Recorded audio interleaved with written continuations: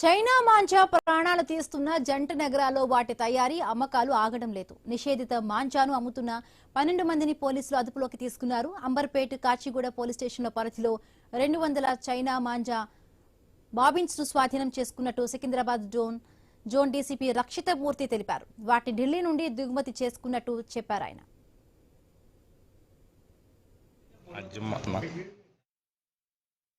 ఒక కిరాణా షాప్ ఇక్కడ మోతీ మార్కెట్ లో కిరాణా షాప్ నడిసే వాళ్ళు నమ్ముల సంతోష్ కుమార్ అండ్ నమ్ముల పుష్ప వాళ్ళ దగ్గర ఒక 51 బాబిన్స్ మనకి దొరికింది.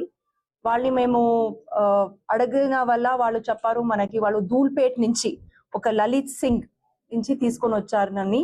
లలిత్ సింగ్ తో పాటు మనకి ఇంకా ఇద్దరు ఆశీరామ్ సింగ్, ఓం ప్రకాష్ సింగ్ వీళ్ళందరూ కూడా మనకి దొరికారు.